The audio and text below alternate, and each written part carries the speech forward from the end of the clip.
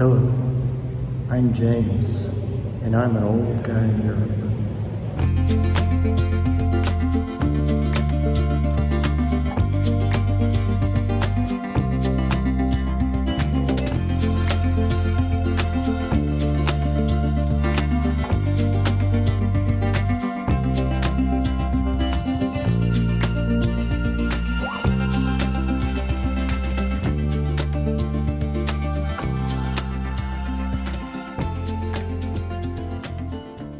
Hello and welcome to another episode of An Old Guy in Europe. Back in December of 2023, I shared with Carl Munson on the Good Morning Portugal Show some of a piece I had written many years earlier on a different perspective of the holiday season. We also discussed a bit how each of us can experience active social environments differently and the roles introversion, extroversion, and empathy can play in them. I thought now, as we approach Christmas and its celebrations, might be a good time to share it here. So I again invite you to please simply sit back, relax, and enjoy.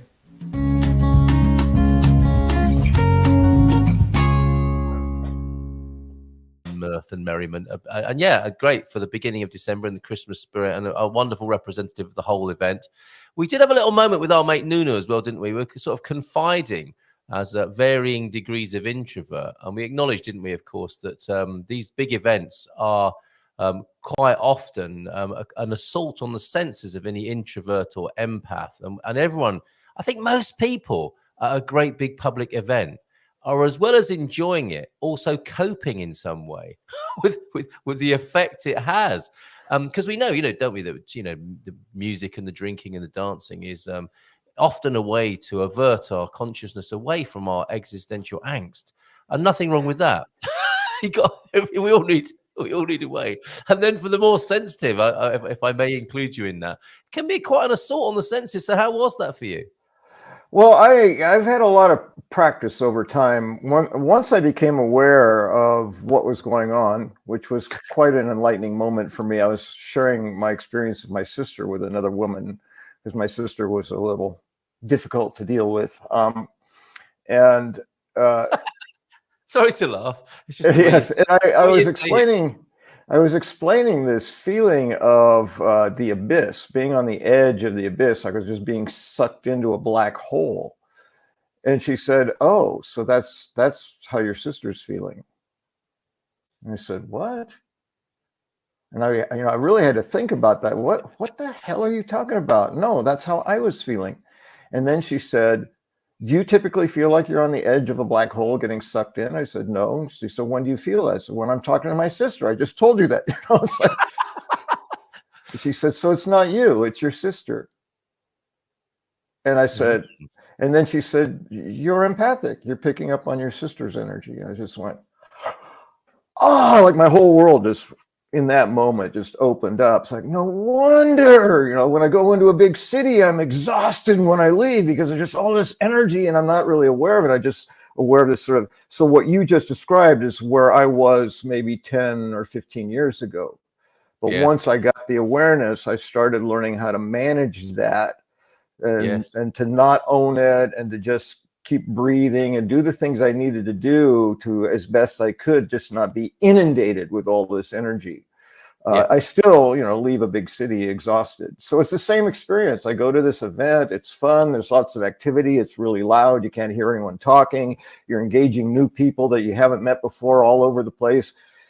Most people wouldn't guess that I'm introverted, or I don't know what they might think about being empathic, but when I leave, that's how I know. The cheap measurement of, are you an introvert is, are you energized by being around a lot of people like that, or are you exhausted?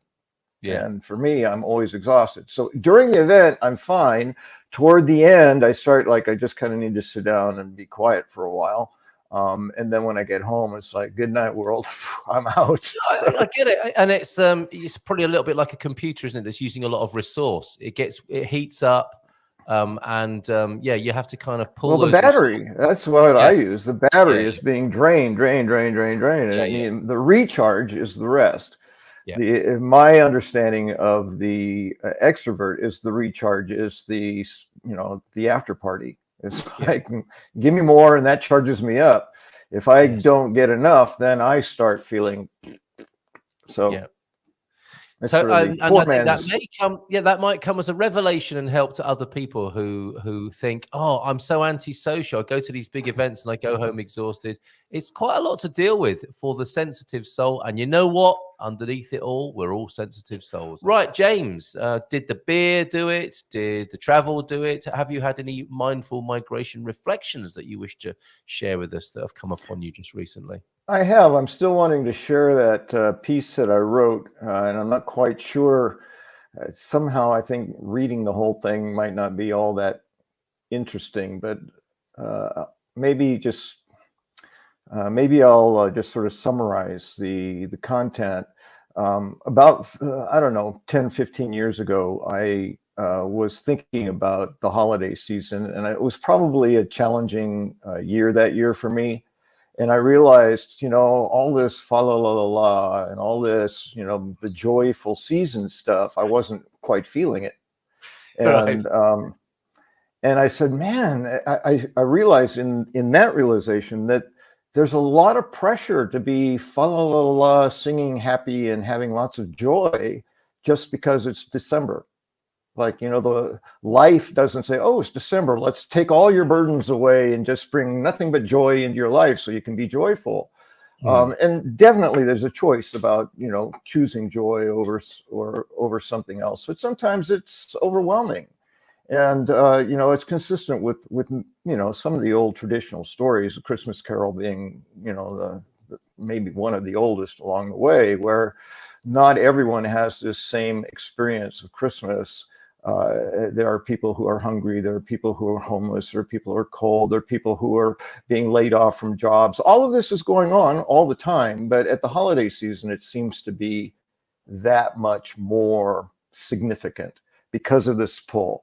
So my intention was just to raise awareness that there's a wide range of experiences of the holidays, from the joyful family gatherings in warm homes and sharing gifts and Santa Claus to people who are really destitute. And to just be mindful that people may be struggling during the holiday season and trying to put on a good face. So it was mostly about just being aware, be sensitive. When you do say hello and how are you, like really mean it. Check in. How you doing? And see if you can pick up on some energy of, fine. No, really, I'm fine. That kind of thing. Understand, say, if you have the relationship with that person, to engage a little bit, say what's going on. And if you happen to be that person, to be able, or to maybe risk being vulnerable and transparent about the reality of your situation. And rather than saying, fine, really, say, well, it's a tough year this year for me. And sharing that. I think that is as much a spirit of the holiday season as the joy and the singing and the fa la las. Well said. That's the essence of what I wrote. It was a little more organized and eloquent, I think, in the writing. But I have shared that on my Facebook site, on my professional Facebook site, and with I always forget what the expats, not expats, the GMP VIP. Yeah, GMPVIP.com. It's over there. That's a screenshot from over there. And there's if you want that, if you're not a GMP VIP, I'm sure we can get that to you. James's reflections on that. But that's over there at gmpvip.com, and I'll put the link to it there. But well said. And I think what you said about that might actually be the true spirit of Christmas. There's a lot in that. If we open up to others, or be available to people who are opening up and are not just saying I'm fine, thanks. There's always something going on, isn't there? A little bit of a stone in the shoe, and it depends on the size of the stone for most people, I think. And there are other ways of giving. Like we don't. Some of the pressure is commercial. A lot of the pressure is commercial. It's about buying and exchanging gifts. It's like, well, I just got laid off. I'm not sure I'm going to be able to pay rent this month. And I'm supposed to be buying Christmas gifts for people, that kind of pressure can be there too. So it's, how can I give? How can I make a difference? And maybe it's, you simply take some home cooked food to somebody you know who's struggling financially. Or if you're struggling financially and you're feeling bad about being able to offer, gifts to the family, maybe you go to a homeless shelter or a food service and help, distribute food to people. There's lots of things you can do to give that don't require a financial investment. There's things you can do, even if you have the resources, that you can do that may have a bigger meaning than, a present from, whatever store you may go to. So for me, it's just about expanding what it means to be in this time of the year. It's not life. Life doesn't care. It's just another cold winter. This is life. But we bring this to December. So what do we want to, if we want to emphasize this time of the year for all the good things, the joy and the spirit and all of that stuff, what can we do to maximize that in a way that really makes a difference for folks? Yes. And I suggest that it's not some trinket you bought at the toy store. That's just okay, fair enough. It makes a ton of sense. Yes. And it took me immediately back to my wonderful mother, who once said to me when I was a hairstylist and I had my hair long at the time, she said to me, and it was around the holidays too, because I was at the house where I grew up during that time. She said, she could be very blunt and she wasn't being mean, but she said, "I don't like your hair that way. I like it when it's shorter." And I said, "Okay." Moms are allowed to say that, aren't they? Right. Thank you for sharing, Mom. Thank you for sharing. And what I told her is that if I decided how my hair was going to be based on the feedback I get about my hair, I would have to change it every 5 minutes. Yes. Because there's always going to be someone who likes it and someone who doesn't like it. There's someone who say tweak it a little bit and someone say change it completely. There's always, no matter what you're doing in your life, there's going to be people with opinions. And some of those people are going to express those opinions. So for me, it's really about just being your authentic self. If you're joyful, be joyful. If you're not, if you take your joy away from the world, how is that helping anybody? To me, my mantra, notice, choose, and act. That's exactly, you were in the noticing and trying to figure out what to choose part in that description. But once you make the choice, then be good with the choice. Make a choice that you're happy with. And the part of it is the confusion. You get confused. There's so much feedback. And I attribute that to the day and age, primarily technology. I heard a wonderful thing, and I wish I could remember who said it. But they said modern man is not wired to know everything that's going on in the entire planet right now. And we aspire to that in a strange, crazy way, don't we? Yes, but when you think about where did we come from, we were in our tribe in a relatively small, contained area, and we knew all about what was going on in the village. Yes. But we didn't have a clue what was going on in the next village over unless they came over and bothered us or told us, or but as we communicated more and more, now we have the capacity to enter every single village on the planet anytime we choose. And even sometimes when we don't choose, it's coming to us. The invasion of the information. So we get overwhelmed. And somehow I've chosen to just exit commercial media news. I take myself out of it. I don't want to be managing that all the time. But ultimately, it comes down to your choice. What do you choose? I mean, my choice to be here in Portugal had a lot to do with what was going on in the United States. It wasn't working for me.